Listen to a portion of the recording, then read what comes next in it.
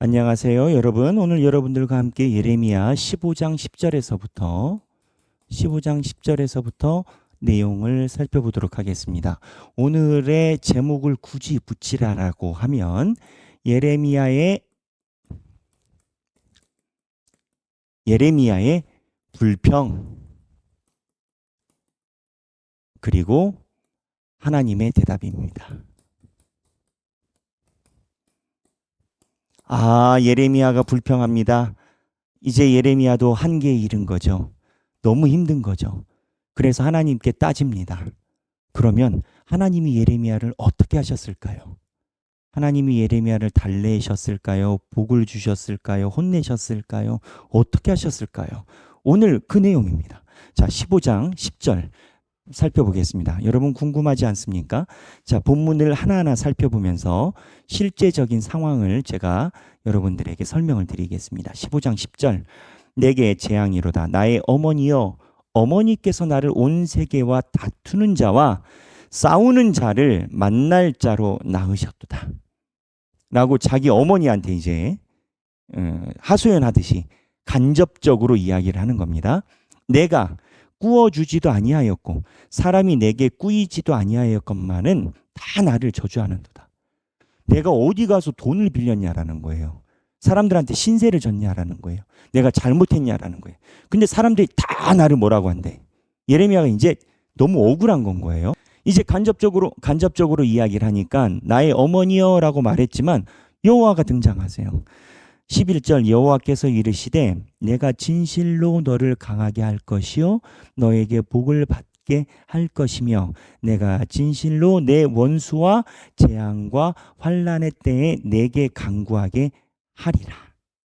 그러니까 여호와께서 내가 진실로 너를 강하게 할 것이고 너에게 복을 받게 할 것이다라는 거예요.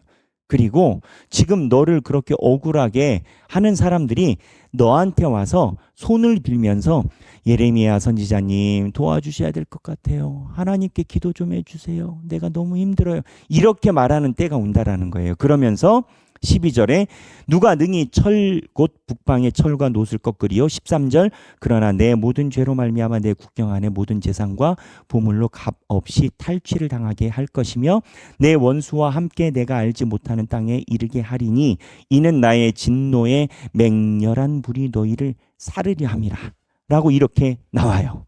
맹렬한 불이. 그러니까 하나님이 내가 너 백업 쳐준다. 그리고 나중에 네가 좋은 결과를 볼 것이다 라고 하나님이 얘기를 하시죠. 그런데 15절입니다. 여호와여 주께서 아시오니 원하건대 주는 나를 기억하시며 예레미야가 또 2절 갑니다. 주는 나를 기억하시며 돌보시사 나를 박해하는 자에게 보복하시고 주의 오래 참으심으로 말미암아 나로 부끄러 멸망하지 아니하게 하옵시며 주를 위하여 내가 부끄러움을 당하는 줄을 아시옵소서. 이 앞에까지는 괜찮았어요. 근데 이제 뭐라고 나옵니까? 주를 위하여 내가 부끄러움을 당하는 줄을 아시옵소서. 예레미야 마음이 안 풀렸어요. 서운해. 내가 지금 이 판이 서운해.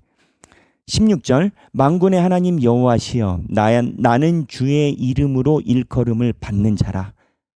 내가 주님 앞에 일컬음 주의 이름으로 살아가는 자라는 거예요. 그리고 고백을 해요. 내가 주의 말씀을 얻어 먹었사오니 말씀을 먹었어요. 주의 말씀은 내게 기쁨과 내 마음의 즐거움이오나. 자, 예레미야의 기쁨이 뭐였습니까? 주의 말씀이에요.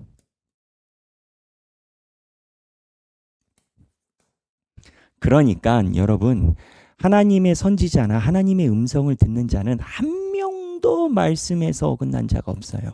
거꾸로 여러분들의 인생을 어떻게 계획을 하든지 간에 하나님의 말씀에 근거하지 않은 여러분들의 플랜은 그냥 하나님과 상관없는 거예요. 뭐 하나님의 음성을 들었다? 뭐 했다? 하나님의 말씀 위에 서야 돼요. 그래서 부끄러움을 당하는 줄 아옵소서. 내가 주의 이름을 일컬음 받는 자라 내가 주의 말씀을 얻어 먹었사오니 주의 말씀은 내게 기쁨과 내 마음의 즐거움이오나 17절입니다. 즐거움이에요. 그런데 내가 기뻐하는 자의 모임 가운데 앉지 아니하며 즐거워하지도 아니하고 주의 손에 붙들려 홀로 앉았사오니. 나 혼자 좋다라는 거예요. 나 혼자. 이 살짝 분위기가 묘하죠. 이제 불평으로 가는 거예요. 이는 주께서 분노로 내게 채우셨음이니라. 하나님의 말씀에 서니까 내가 저 사람들이랑 어울리지 못하겠다라는 거예요. 내 마음에 분노가 일어나서 저 말도 안 되는 소리를 들을 수가 없다라는 건데, 이 분노가 어디서 왔냐라는 거예요. 저 사람들이 나한테 돈을 꾸이거나 내가 꾼 적이 없어요. 이 분노가 일어난 이유가 뭐예요? 이 분노가 일어난 이유는 하나님의 말씀 때문인 건 거예요. 그러면서 17절, 18절입니다. 나의 고통이 계속하며 상처가 중하여 낫지 아니함은 어찌 됨이니까.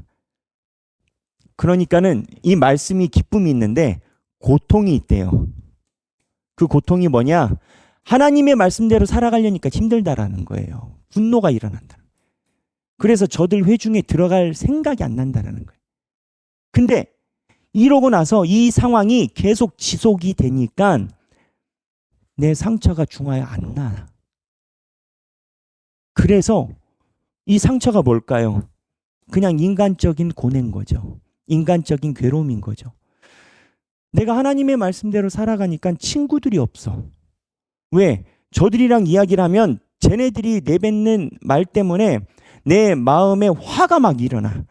어디서 그렇게 헛된 말을 듣고 그렇게 헛된 말로 그렇게 얘기를 하는지 화가 일어나. 고통이 있다는 말이에요. 근데 이 상황이 그냥 이걸로 평행선인 것 같아. 개선이 안 돼. 인간사는 그냥 그대로 가는 것 같아. 하나님은 하나님이시지만 나는 살아야 되는데 개선이 안 되는 것 같아. 그래서 예레미야가 주께서 나를 속이는 시냇가. 이거는 많이 달라들은 겁니다. 하나님께 속이는 시냇가. 속이는 시냇가가 뭐예요? 물이 말라서 속이는 시내 같으시니이다. 물이 있는 줄 알고 갔는데 물이 없대. 이런 거를 뭐라고 얘기를 하죠? 오아시스라고 얘기를 하죠. 그러니까 하나님이 말씀을 주셔서 기뻤는데 내 고통이 해결이 안 되고, 그러고 보니까 하나님이 나에게 주셨던 기쁨이 속임 같다라는 거예요. 예레미야가 지금 제대로 하나님께 달라드는 거예요. 우리는 기도 이렇게 힘들지 않을까요? 예레미야가 하나님을 향해 온 생애를 던졌기 때문에 예레미야가 가능한 대화법입니다. 그렇죠. 하나님이 이 부분에 대해서. 그래서 그 다음에 그러면 하나님의 대답이 어떻게 될까요? 여기까지만 봤는데도 섬뜩해. 그래서 19절에 보면 여호와께서 이와 같이 말씀하시되, 하나님의 대처입니다. 드디어 앞에 이야기를 하신 것 말고 하나님의 이제 서설이 나오세요. 자, 여기 이제 하나님의 대답 서설이 나옵니다. 어떻게 나올까요? 봅시다. 내가 만일 돌아오면 내가 너를 다시 이끌어 내 앞에 세울 것이요 내가 만일 헛된 것을 버리고 귀한 것을 말한다면 너는 나의 입이 될 것이라. 이게 무슨 얘기입니까? 이게 예전 성경에는요, 헛된 것이라라는 표현이 아니라 천한 것이라라고 여겼습니다. 그래서 옛날 성경 번역이 저는 조금 더 적나라한 것 같아요. 이 하나님의 대답은 천한 것이 있고 귀한 것이 있어요. 천한 것이 뭘까요? 인간사예요.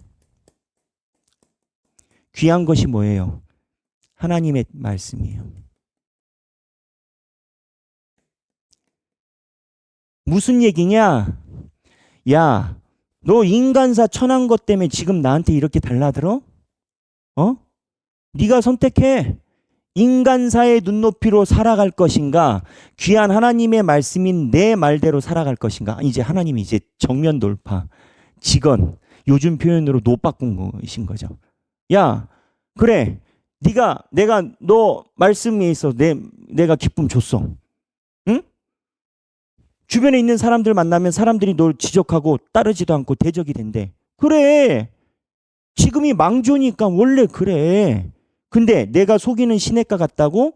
야, 천한 것 가지고 귀한 나의 말씀에 대해서 이야기를 하냐? 이런 느낌인 건 거예요. 그래서 하나님이 이 얘기를 하시면서 두 번째 표현이 더 우리가 봐야 되는 표현이 있습니다. 그들은 내게로 돌아오려니와 너는 그들에게로 돌아가지 말지라. 무슨 얘기입니까? 그들은 내게로 돌아오려니와 너는 그들에게 돌아가지 말지니라. 그러니까 이 천한 것 귀한 것에서 하나님의 말씀을 한다면 이 앞에 너는 나의 입이 될 것이라라고 얘기를 해요. 그러니까 예레미야를 하나님의 입으로 만든다라는 거예요. 스피커로 만든다라는 거예요. 설교자로 만든다라는 거예요.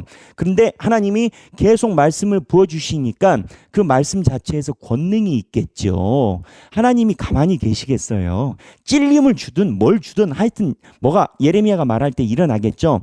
너는 나의 입이 될 것이라. 그런데 이렇게 되면 그들이 너에게로 돌아오겠지만 너는 그들에게로 돌아가지 말라는 거예요. 무슨 얘기냐? 타협하지 말라는. 내가 너에게 네가 나의 입이 돼서 사람들에게 외칠 때 지금 얘기를 들어보니까 사람들이 너의 마음을 인정하지 않고 너를 일종의 따돌리고 너를 비판함이 너의 문제인데 내가 네 입에 말을 두어 권능을 회복시키는 그때에 사람들이 너에게 돌아올 것이다. 그러나 너는 그들에게 돌아가지 말라는 거예요. 여기서 하나님이 예레미야에게 원하는 모습이 또 나와요. 여러분, 이 선지자의 애통의 중요한 기준점이 뭐라고 했습니까? 첫 번째는 공감이에요. 사람들의 마음과 아픔에 공감하지 않으면 선지자의 역할을 할 수가 없죠. 근데 공감은요, 성경이 말하는 건 타협과 달라요. 예레미야에게 이스라엘 백성들의 마음을 공감하게 하시는 것은 하나님이 받아주셔요. 하지만 예레미야가 그들과 같아지거나 그들의 모습으로 변화되는 것은 하나님이 금지하고 있어요. 그러니까 너는 나의 입이 될 것이라. 그들은 내게로 돌아오려니와 너는 그들에게로 돌아가지 말지니라. 변하지 말라라는 거예요. 20절 내가 너로 이 백성 앞에 견고한 놋선벽이 되게 하리니. 놋선벽이 뭡니까? 우리는 놋선벽 하면은 이해가 잘 안 돼요. 놋성벽인데 이 놋성벽은 그 당시에는 돌로 성벽을 쌓잖아요. 돌 성벽은 어떻게 돼요? 공성전 하면은 부서져요. 근데 놋은요. 공성전에서 돌 맞아도 살짝 찌그러지거나 움푹은 있을지는 몰라도 철이 내려앉지는 않습니다. 그러니까 놋성벽이 되게 하리라 이 표현은 네가 아무리 돌멩이를 얻어 맞아도 성벽이 구부러지거나 어쩔지 모르겠지만 완강하게 버티고 있을 거라는 거예요. 그들이 너를 칠지라도 이기지 못할 것은 내가 너와 함께하여 너를 구원하여 건짐이라. 여호와의 말씀이니라. 내가 너를 악한 자의 손에서 건지며 무서운 자의 손에서 구원하리라. 내용이 뭡니까? 결론. 나를 따르라.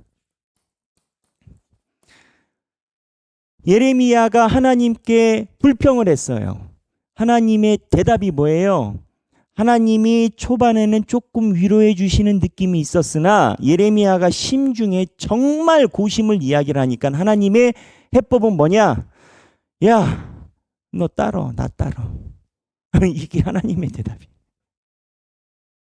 이게 하나님의 대답이에요. 여러분, 오늘 본문은요, 제가 생각하기를 던져놓지 않아도 여러분 안에서 생각할 수 있는 내용이 많이 있다라고 저는 봅니다.